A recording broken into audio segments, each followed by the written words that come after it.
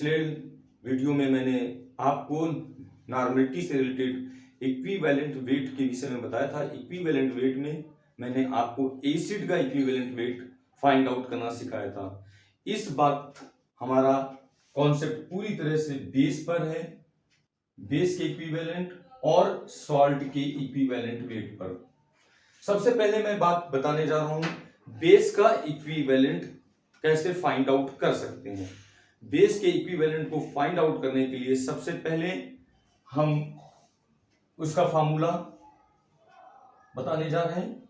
E of base is equal to molar mass upon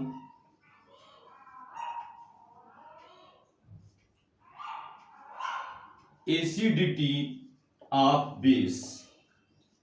acidity of base, acidity of base कैसे हम find out कर सकते हैं?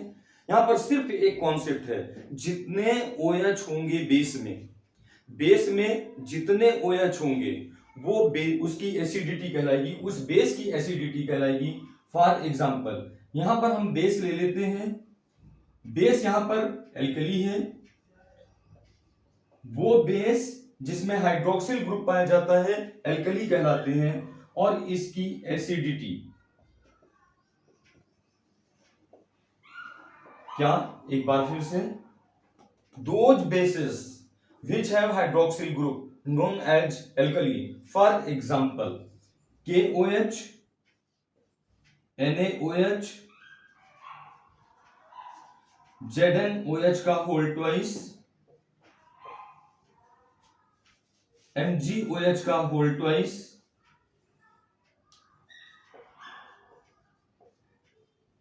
CaOH का होल ट्वाइस, FeOH का होल ट्वाइस, FeOH का whole thrice,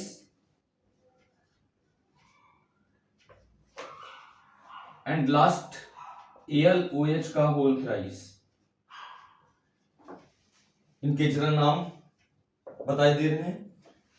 potassium hydroxide, sodium hydroxide, zinc hydroxide, magnesium hydroxide, calcium hydroxide, ferrous hydroxide, ferric hydroxide, ferrous hydroxide, ferric hydroxide, and this one is aluminium hydroxide. Potassium hydroxide की acidity 1। मैंने आपको क्या बताया कि जितने OH hydroxyl group होंगे उतने ही उसकी एसिडिटी होगी। फॉर एग्जांपल KOH की एसिडिटी 1, NaOH की 1, जिंक हाइड्रोक्साइड की 1, मैग्नीशियम हाइड्रोक्साइड की 2, COH का whole twice 2, ferrous hydroxide 2, ferric hydroxide की एसिडिटी 3 एंड एल्यूमिनियम हाइड्रोक्साइड की एसिडिटी 3। जरा आप इसको स्क्रीनशॉट इसका ले सकते हैं, जिससे कि आपको ये, वैसे मुझे तो नहीं लगता कि आपको याद नहीं रहेगा, क्योंकि hydroxyl number of hydroxyl group known as acidity of the base, ये आपको रिवीजन करने के लिए ध्यान रखना होगा। Number of hydroxyl ion present in base known as acidity of that base. ये फार्मूला आपके सामने लिखा दी हुआ है। अब यहां पर मैं किसी एक बेस के इक्विवेलेंट वेट को कैलकुलेट करके दिखा रहा हूं। मान लीजिए सपोज मैंने इक्विवेलेंट वेट ऑफ AlOH का होल थ्राइस फाइंड आउट करना है। किसका इक्विवेलेंट वेट फाइंड आउट करना है? एल्यूमिनियम हाइड्रोक्साइड का। क्या हो जाएगा? इसका molar mass divide by acidity of AlOH का होल थ्राइस कितनी है? 3। So equivalent weight of AlOH का whole thrice is m divide by 3। Al atomic number 20, atomic weight 27 multiplied by 1 plus 16 plus 1 multiplied by 3, 27 plus 51 is equal to 78। ये molar mass आया, इसका molar मास 78 आया। तो equivalent weight of AlOH का whole thrice is equal to 78 divide by 3, that is 3 2 are 6, 3 2 are 6, 1 18, 3 6 are 18. So equivalent weight of AlOH का whole thrice is 26. That's clear? अब इतना तो यार तुम लोगों को आना ही चाहिए कि 78 को 3 से डिवाइड कर रहे हो और तुम 26 नहीं निकाल पाओगे। इतना तो आप लोगों को आना ही चाहिए और मुझे तो लगता है कि आप कर लेंगे। क्लास 5th के ये 5th का सॉल्यूशन है एक तरह से। यहां पर तो केमिस्ट्री नाम की कोई चीज ही नहीं है, सिर्फ और सिर्फ यहां पर मैथ है, फार्मूला और फार्मूले पे वैल्यू, दैट्स इट।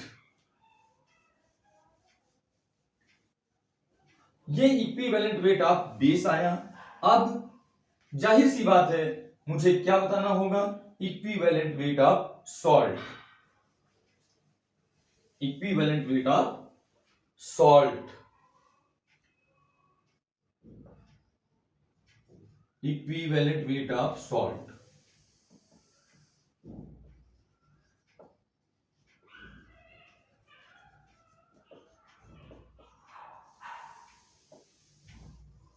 जरा इसको भी देख लेते हैं। ये एसिड है प्लस बेस से जब रिएक्ट करेगा क्या बनेगा, salt plus water, by product के फॉर्म में क्या निकलेगा, वाटर। यहां पर एसिड के फॉर्म में मैंने मान लीजिए ले लिया CH3COOH plus NaOH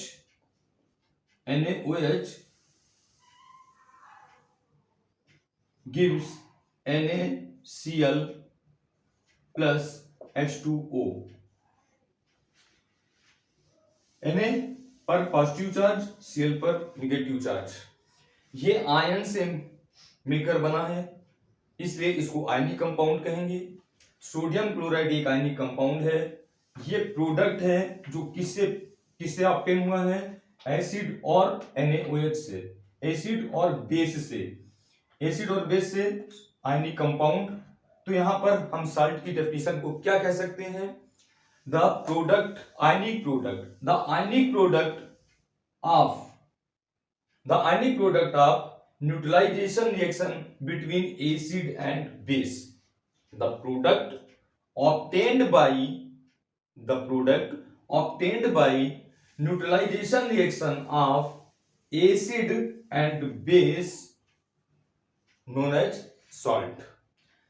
The ionic product obtained by neutralization reaction between acid and base known as salt. ये साल्ट की बात आ रही है। मैं आपको ये बताने नहीं जा रहा हूं कि ये साल्ट कितने टाइप के होते हैं, इसके लिए नेक्स्ट वीडियो होंगे जिसमें ये डिस्कस होगा। बात यहां पर आ रही है सॉल्ट के इक्विवेलेंट वेट की। आपने देखा सॉल्ट में पॉजिटिव चार्ज और नेगेटिव चार्ज दिखाई दे रहे हैं। देखिए कैसे करते हैं, equivalent weight of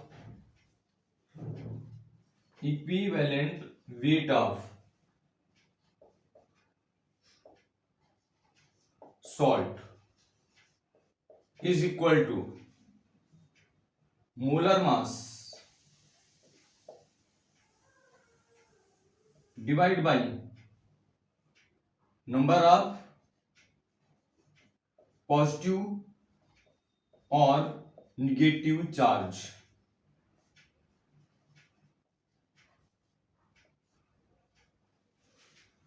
for example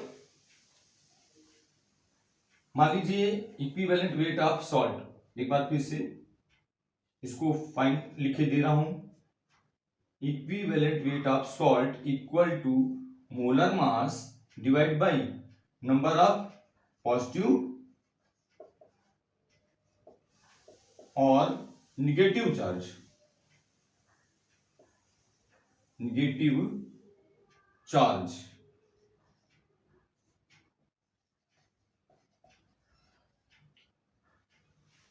अब समय किसका है, इसका एग्जांपल लेने का। मैंने मान लिया सबसे पहला सिंपलेस्ट एग्जांपल NaCl का है। NaCl को जब वाटर में डिसॉल्व करेंगे तो वो Na+ और Cl- बनाएगा।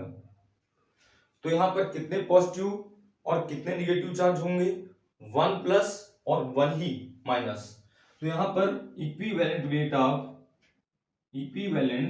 Wait of NaCl is equal to molar mass divide by number of positive और निगेटिव चार्ज। ये नंबर ऑफ आयंस है, positive ions, negative ions, cation, anion. ये जो चार्ज आप लोग देख रहे हैं, ये चार्ज, प्लस चार्ज और माइनस चार्ज, ये चार्ज हैं। चार्ज अलग होता है, आयंस अलग होते हैं। आयंस के नंबर अलग होते हैं, चार्ज के नंबर अलग हो सकते हैं। फॉर एग्जांपल अब यहां पर इक्विवेलेंट वेट के हम देख रहे हैं, E of NaCl equal to molar mass of NaCl divide by 1। Positive charge कितने हैं, 1, इसलिए डिवाइड बाई 1। निगेटिव चार्ज कितने हैं, 1, इसलिए डिवाइड बाई 1। तो E ऑफ NaCl कितना आया, is equal to molar mass, इसका मोलर मास आएगा 58.5।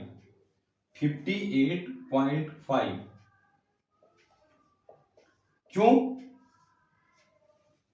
क्योंकि 23 एटॉमिक मास Na का और Cl का एटॉमिक मास 35.5, तो कितना आया 58.5। और इसका एसिडिक, इसका पॉजिटिव चार्ज कितना है, पॉजिटिव चार्ज 1 है, इसलिए डिवाइडेड बाई 1। सेकेंड, इसका सेकेंड एग्जांपल मैं लेता हूं।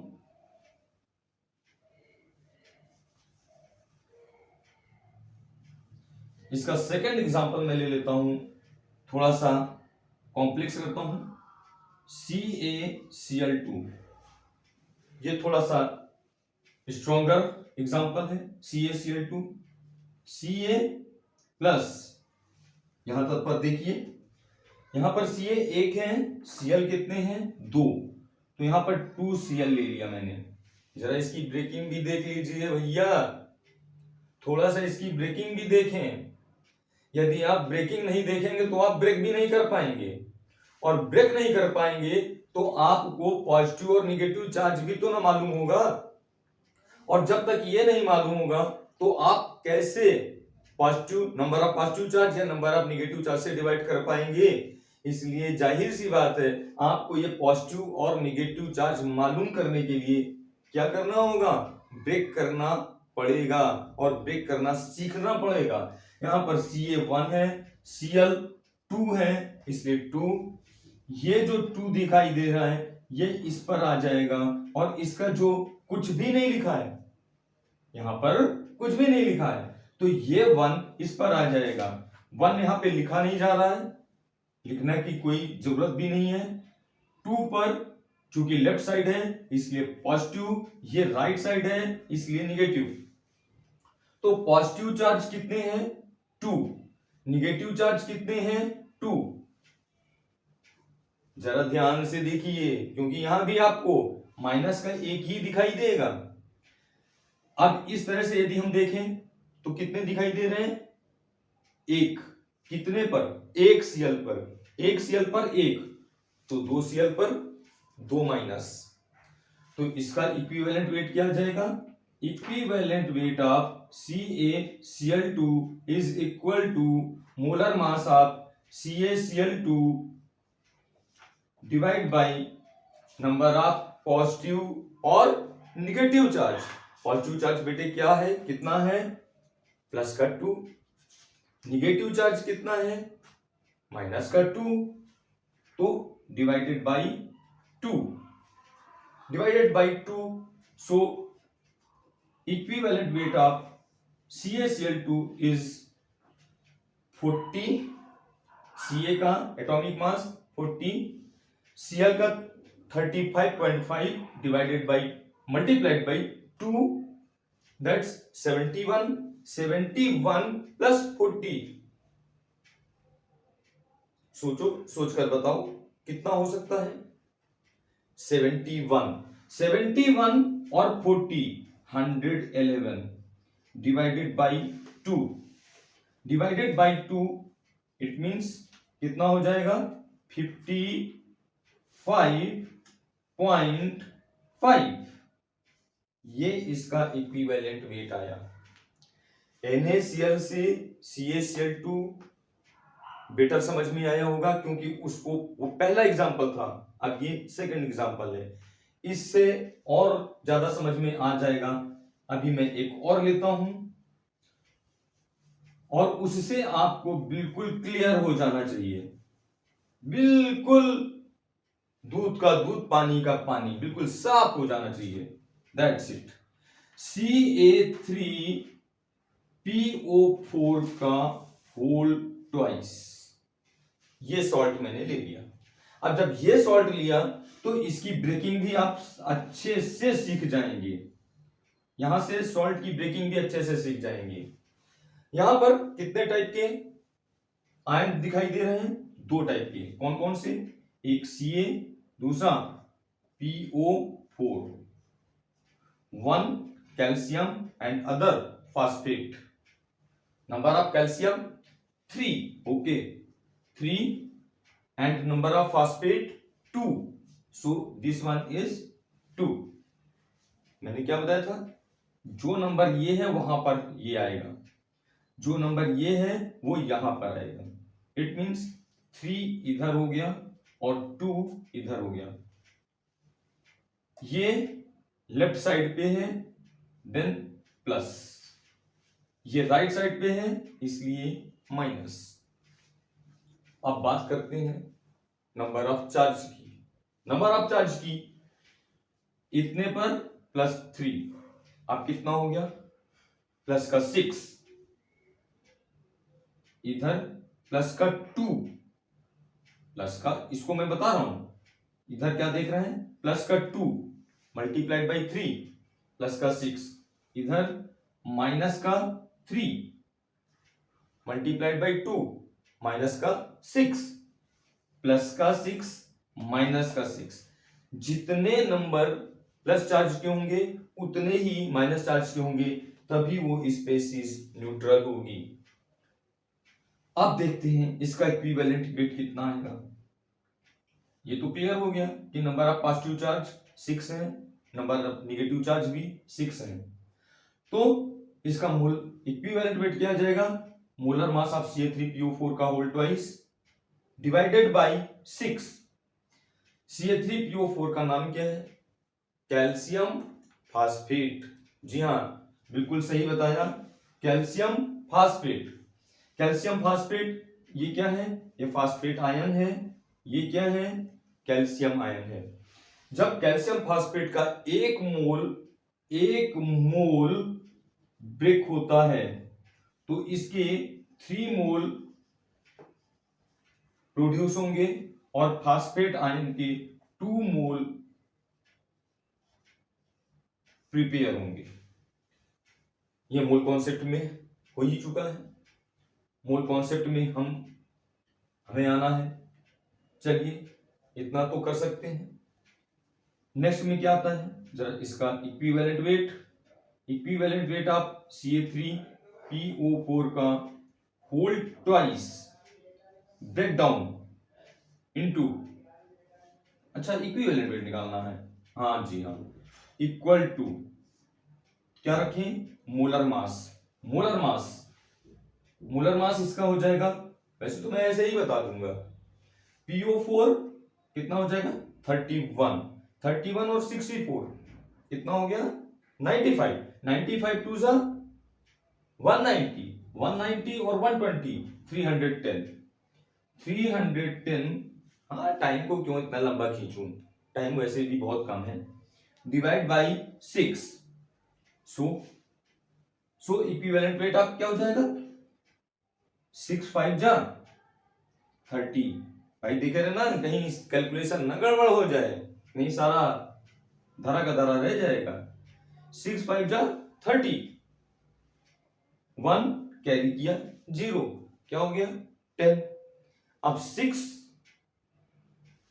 को 6 से डिवाइड करना 10 को, कितना है 6 1 जा 6, गुड 6 1 जा 6, 4 6 6 जा 36, 4 40।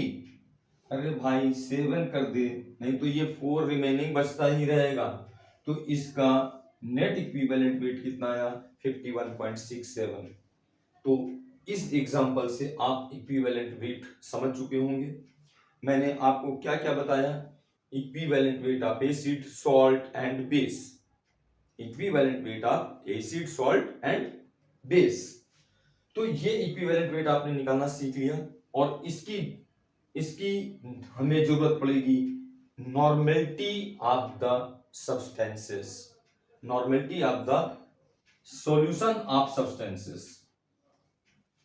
आप इसका स्क्रीनशॉट ले सकते हैं, क्योंकि अब नॉर्मेलिटी पर मुझे जाना है, नॉर्मेलिटी को बिल्कुल क्लियर करना है, क्योंकि उससे रिलेटेड बहुत सारी चीजें हैं।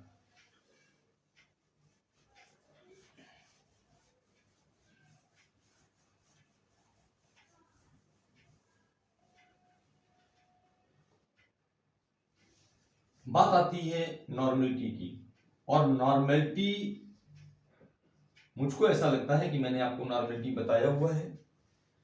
यदि नहीं बताया तो एक बार इसका फॉर्मूला और इसकी डेफिनेशन मैं बोल देता हूं। Number of gram equivalents present in 1 litre solution known as normality of that solution. क्या बता गए, लग रहा बहुत जल्दी जल्दी बता गए, ठीक है।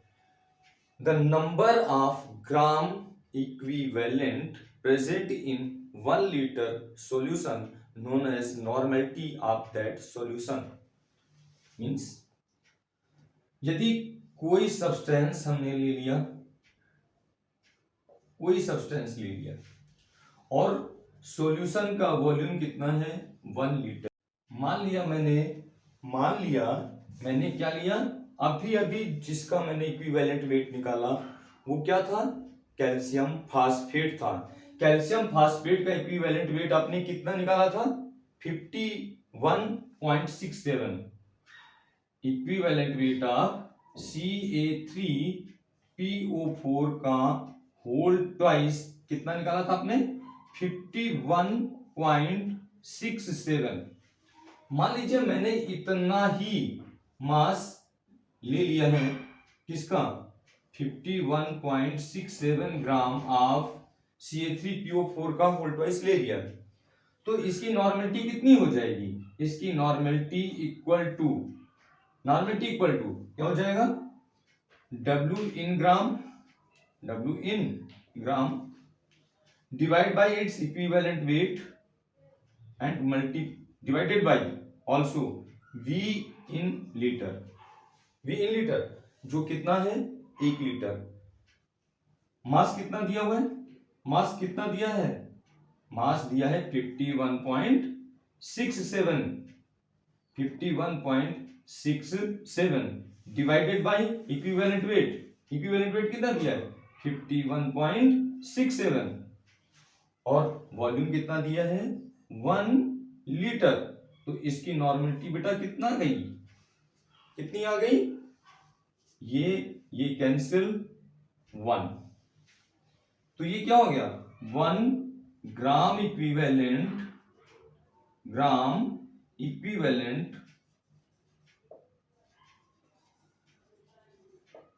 पर लीटर। मेरे हिंदी के दोस्तों कहें, प्यारों कहें, क्या कहें, देवताओं, मेरे हिंदी के देवताओं, जरा इनका देखिए, इसको हिंदी में क्या कहेंगे भैया, नॉर्मेलिटी को नॉर्मलता कहते हैं, नॉर्मेलिटी को नॉर्मलता कहते हैं। 1 को तुम 1 लिखोगे, मैं कह दूं इसको हिंदी में लिख के दिखाओ, तो आप लोग हिंदी में लिख के नहीं दिखा पाएंगे, ठीक, उसको इंग्लिश में ही लिखेंगे 1, और हिंदी में क्या आ जाएगा ग्राम, और इक्विवेलेंट को हिंदी में क्या करेंगे तुल्यांक। भैया हिंदी वालों का विशेष ध्यान रखना पड़ता है, क्यों? क्योंकि ये हिंदी हिंदू यूनिवर्सिटी से, हिंदी हिंदू यूनिवर्सिटी से कहां पाई जाती है हिंदुस्तान में, वहां से ये पीएचडी करेंगे भाई साहब, हिंदी में करेंगे पीएचडी, करेंगे केमिस्ट्री में लेंगे, केमिस्ट्री रसायन विज्ञान कभी नहीं लेंगे। चलते हैं, ये तो आपको आ चुकी होगी नॉर्मलिटी, इसका आ चुका होगा। अब अदर एग्जांपल बता देते हैं, ये आपको समझ में आ गया नॉर्मलिटी का, थोड़ा सा इसके बारे में और बता देते हैं। मैंने बताया हुआ था, एक दूसरी डेफिनेशन बताई थी कि 1 ml विलियन में उपस्थित, 1 ml विलियन में उपस्थित, क्या भैया 1 ml विलियन में उपस्थित किसी विलेय के मिली तुल्यांकों की संख्या उस विलयन की नॉर्मलता कहलाती है। मतलब ये कहने का कि number of milli equivalents present in 1 ml solution known as normality of that solution. For example, normality equal to number of milli equivalents, number of milli equivalents present in 1 ml solution, present in 1 ml solution। For example, अब ये normality है, number of milli equivalent, number of milli equivalent कैसे निकालेंगे, मान मैंने ले लिया n equal to W in gram, W in gram, ठीक, डिवाइड बाय इक्विवेलेंट वेट। तो ये क्या आ गया, ये दोनों सॉल्यूट का है, ये क्या आ गया आपका, ये आ गया ग्राम तुल्यांकों की संख्या या number of gram equivalent, number of gram equivalents. और जैसे ही इसमें मैंने 1000 से मल्टीप्लाई किया, 1000 से मल्टीप्लाई किया, तो ये क्या आ जाएगा number of milli equivalent.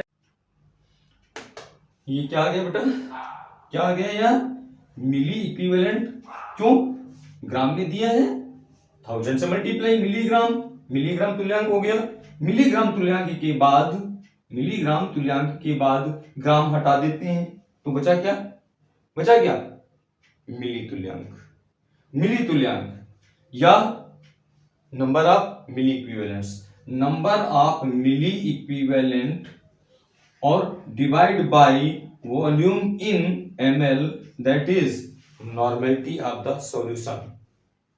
Right now, अब इसको क्या करते हैं भैया, स्क्रीनशॉट लेते हैं ना अपना, वो हमसे मत बताना। तो यहां पर number of milli equivalent equal to क्या हो जाएगा, नंबर ऑफ मिली इक्विवेलेंट,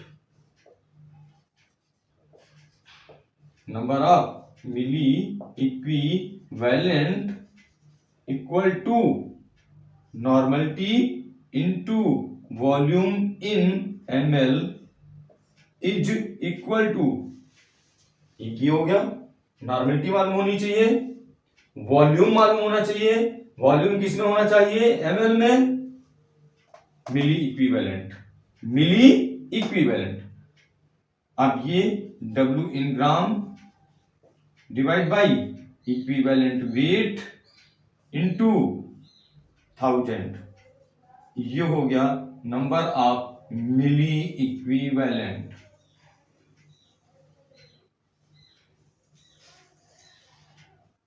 तो स्टूडेंट्स, हमने यहां पर क्या पा लिया है, नंबर ऑफ मिली इक्विवेलेंट्स हम लोग आ चुके हैं, नंबर ऑफ मिली इक्विवेलेंट हम लोग पा चुके हैं।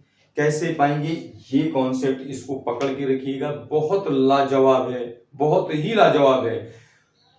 ये इससे अनेकों न्यूमेरिकल्स आप बिना सोचे विचारे सोचना पड़ेगा, सोचना भी पड़ेगा, विचारना भी पड़ेगा और कॉपी पेन लेकर काम भी करना पड़ेगा, तब जाके आपके न्यूमेरिकल सॉल्व होंगे। ये सॉल्व होने ही है यदि आप जुट गए कमर कसकर, तो ये समझ लीजिए इसको आना पड़ेगा। ठीक है, तो आज इस वीडियो में इतना ही। इसके आगे का कॉन्सेप्ट हम नेक्स्ट वीडियो में लेकर आएंगे। तब तक खुदा हाफिज।